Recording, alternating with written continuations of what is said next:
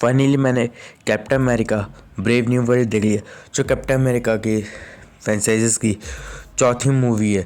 और ये मूवी का मैं इस वीडियो के अंदर रिव्यू करूँगा कि ये मूवी कैसी है और कैसी नहीं। पहले बता दें कि ये मूवी मल्टीवर्स सागा में टेक्स प्लेस करती है, पर इस मूवी का कनेक्शन कहीं भी मल्टीवर्स में नहीं है। मतलब इसकी मूवी की स्टोरी बिल्कुल नॉर्मल है, कहीं भी इसमें मल्टीवर्स वगैरह का नहीं लिखा गया सिवाय मूवी के पोस्ट क्रेडिट सीन को छोड़कर। इसलिए इस वीडियो के अंदर मैं इस पूरी मूवी का रिव्यू करूंगा और बताऊंगा कि आपको ये मूवी देखनी चाहिए या फिर नहीं।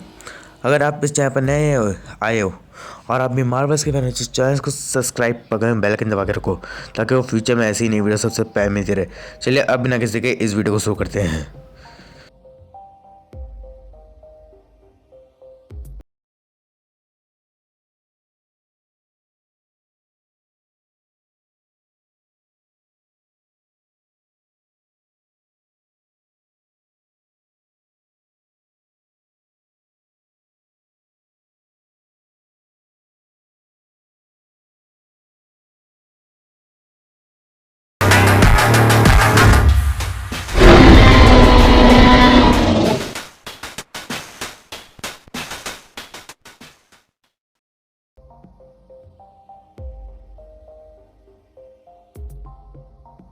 अगर आपको ये मूवी देखनी है तो आपको इससे पहले डिज्नी प्लस हॉटस्टार पर आई फैल्कन विंटर सोल्जर वाली सीरीज़ आपको देखनी होगी, क्योंकि ये स्टोरी फैल्कन विंटर सोल्जर का कंटिन्यूसन है। और साथ में इस मूवी का विलन रेड हल्क नहीं है बल्कि कोई और है, बोस।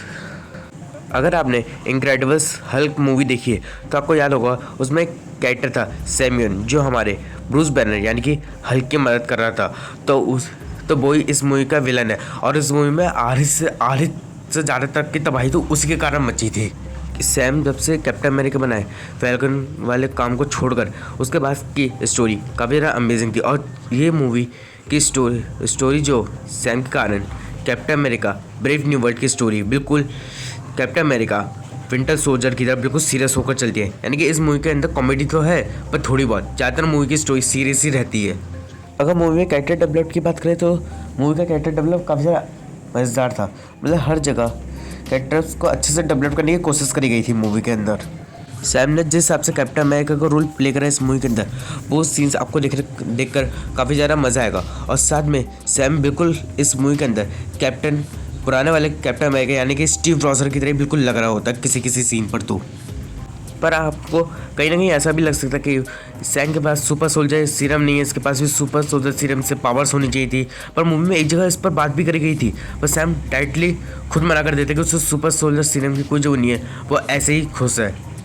इस मूवी के अंदर इमोशन सीन्स काफ़ी ज़्यादा अच्छे खासे थे। मतलब कहीं भी ऐसा नहीं लग रहा था कि ये इमोशन सीन्स बेफालतू में डाला है या फिर इसे ऐसे ही टाइम पास के लिए रखा है। मतलब इमोशंस उस सीन्स पर इमोशनल अंदर से फील हो रहे थे। आपको falcon in the winter soldier series के काफ़ी ज़्यादा कैरेक्टर्स और साथ में इनक्रेडिबल हल्क के भी कैरेक्टर्स आपको इस मूवी के अंदर देखने को मिल जाएंगे, जिससे स्टोरी दोनों कहानियों को एक साथ जोड़कर चलती है। इस मूवी के अंदर सैम के सूट के कैप्टन अमेरिका वाले सूट के अंदर हमें वाइब्रेनियम की पावर भी देखने को मिली, वही वाइब्रेनियम जो वकांडा के पास है। मतलब सैम के सूट में अब वाइब्रेनियम की पावर है, तो जिससे उसका सूट और भी ज़्यादा ताकतवर लगता है।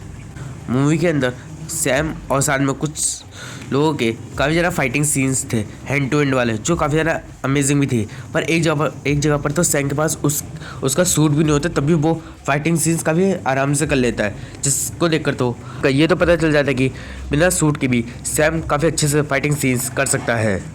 इस मूवी के अंदर हमें एक न्यू फैल्कन भी देखने को मिलता है, जो सैम का ही दोस्त होता है। यानी कि अब सैम कैप्टन अमेरिका है और ये जो न्यू कैरेक्टर है ये फैल्कन है। तो जिससे ये होता है कि इन दोनों के बीच की जो बॉन्डिंग होती है वो काफ़ी ज़्यादा दिखने में अच्छी थी। और जो न्यू फैल्कन है उसके कुछ बातों को बहुत ज़्यादा हंसी भी आती है। बैडली के कैरेक्टर की एक्टिंग भी काफ़ी ज़्यादा अच्छी थी, क्योंकि हमने इससे पहले बैडली को falcon in the winter soldier में भी देख रखा था। तो जिससे उस सीरीज़ के बाद अब ये इस मूवी में भी आया है और इस मूवी के अंदर भी इसे लाजवाब एक्टिंग करी है। इस मूवी के अंदर सैम और बैडली इन दोनों कैरेक्टर्स को अच्छे से दिखाने की कोशिश करी गई है। और साथ में इन दोनों के बीच में तो इन दोनों में लड़ाई भी दिखाई गई है, पर इन दोनों के कारण मूवी में सीरियस मैटर परफॉर्म करता रहता है। इस मूवी के अंदर तो जैसे गेम में मिशन होता है ना, उसी तरह ये पूरी मूवी मिशंस के ऊपर ही फोकस करती रहती है कि मिशन हो रहा है और ये सब वगैरह। मतलब मिशन जैसा, और मिशन भी ये नहीं कहूँगा बुरे थे, मिशन बिल्कुल तगड़े थे, फाइटिंग वाइटिंग थी और ऐसा लग रहा और सीरियस थे मिशन सारे कि भाई ऐसा क्यों हो रहा है, प्रेसिडेंट को कौन मारना चाहता है और क्यों। जैसे स्टोरी बिल्कुल सीरियस लग रही होती है। और साथ में हमें इसी स्टोरी के कारण हमें captain America winter soldier movie की बहुत ज़्यादा आ रही होती है। मतलब ये पूरी मूवी कहीं ना कहीं विंटर सोल्जर की तरह ही दिख रही होती है। मूवी की स्टार्टिंग की बात करें तो स्टार्टिंग मूवी की काफ़ी ज़्यादा अच्छी है और एंडिंग भी अच्छी है, पर कई फैंस को हो सकता है इतनी पसंद ना आए, पर मुझे तो एंडिंग ठीक ठाक ही लगी।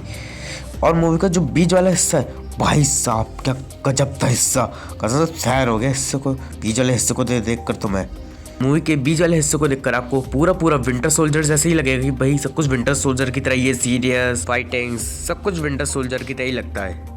मैंने आपको पहले भी बताया कि इस मूवी के अंदर hand to hand fighting scenes अच्छे थे। अगर सैम वाले फाइटिंग सीन्स की बात करी जाए तो प्लेन के संग जो इसके प्लेन के संग जो फाइटिंग सीन्स थे और साथ में रेड हल्क वाले फाइटिंग सीन्स मुझे काफ़ी ज़्यादा पसंद आए।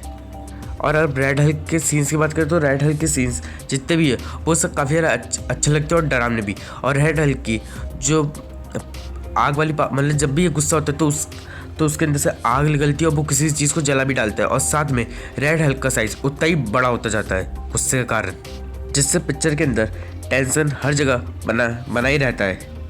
मूवी के अंदर सैमियन यानी कि जो मैंने बताया कि इनक्रेडिबल्स हल्क में एक सैमियन नाम का आदमी था जो बैनर की मदद कर रहा था, तो उसे लीडर बुलाया जाता है। तो उसका कैरेक्टर भी, उसकी एक्टिंग भी काफ़ी ज़्यादा अमेजिंग थी। यानी कि उसकी एक्टिंग भी कहीं ना कहीं भी बोर नहीं कर रही थी, बस सही लग रही थी उसकी एक्टिंग।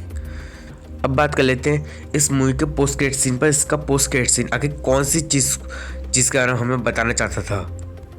पोस्ट क्रेडिट सीन में ये दिखाया जाता है कि जब सैम लीडर से मिलता है तब लीडर उसे, ये एक लौटा यूनिवर्स नहीं है, इसके जैसे और भी बहुत सारे यूनिवर्स हैं और सैम और उसके जैसे सुपर हीरोज़ इस यूनिवर्स को बचाने में हमेशा लगे रहते हैं। पर तब क्या होगा जब बहुत सारे यूनिवर्स, जब सैम को और बाकी सुपर हीरोज़ को अपना यूनिवर्स बचाने के लिए दूसरे के यूनिवर्स पर हमला करना पड़ेगा, या फिर दूसरे के यूनिवर्स अपना यूनिवर्स बचाने के लिए सैम के यूनिवर्स पर हमला करेंगे।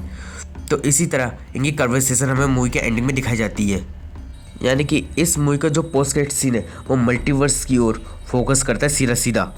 अब इस मूवी के कुछ नेगेटिव पॉइंट्स पर बात कर ले रहे हैं।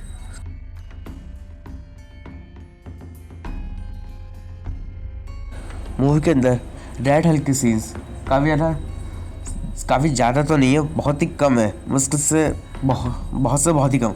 इसका अगर सीन्स अकेले के माने ना तो मुश्किल से 20 मिनट के भी सीन ज़्यादा नहीं होंगे इसके अकेले के। मूवी के अंदर टी-सूट वाले सीन्स भी इतने ज़्यादा सही नहीं लगते, क्योंकि ज़्यादातर सीन्स को अगर कोई याद होगा तो मूवी के जब टेस्ट स्क्रीनिंग हुई थी तो कुछ सीन्स फैंस को पसंद नहीं आए, जिसके कारण उन सीन्स को वापस रीशूट करा गया, जिससे मूवी की स्टोरी पर तो इतना ज़्यादा फ़र्क नहीं पड़ा, पर कैरेक्टर्स पर थोड़ा फ़र्क पड़ गया। इस मूवी के अंदर लीडर को देखकर काफ़ी ज़्यादा अच्छा तो लगा, पर लीडर के सीन्स इतने भी अच्छे नहीं थे। मतलब जितने भी सीन्स थे वो बेटर तो थे, पर इसके ज़्यादा सीन्स नहीं थे। और हमें ये भी समझ नहीं आया कि ये इनक्रेडिबल्स हल्क में बस आखिरी बार हमें दिखाई देता, उसके बाद इतने टाइम बाद ये क्यों लौटा है और इसका मकसद क्या है वो तो हमें पता चल गया था, पर क्यों लौटा है इसके बारे में ज़्यादा कुछ नहीं बताया गया, जिससे लीडर के सीन्स इतने भी अच्छे नहीं लग पाते कहीं। तो इसके अंदर मूवी के मेन कैरेक्टर्स को तो अच्छे से डेवलप करा, बस ऐसे साइड कैरेक्टर्स को डेवलप करना तो भूल ही गए थे ये लोग, जिसके कारण मूवी बीच में बोरिंग तो नहीं करी, हाँ, पर तब भी तो हल्की फुल्की नींद सी तो लगी गई थी। अगर इन नेगेटिव पॉइंट्स को हटा दिया जाए तो मूवी बिल्कुल सही बैठ रही थी अपनी जगह पर। और इस मूवी को मैं 10 में से 7.5 की रेटिंग दूंगा। आप बताइए आप कितने देना चाहोगे इस मूवी को। ऑलराइट गाइस, आज के लिए उतना ही। अगर आपको ये वीडियो अच्छा लगे तो वीडियो को लाइक कर दीजिए, चैनल पर तो चैनल को सब्सक्राइब कर दीजिए, बगल में बेल आइकन दबा दीजिए। और मैं मिलता हूं अगली वीडियो में, तब तक के लिए bye bye, thank you for watching. Needless to say, I keep a check. She was a bad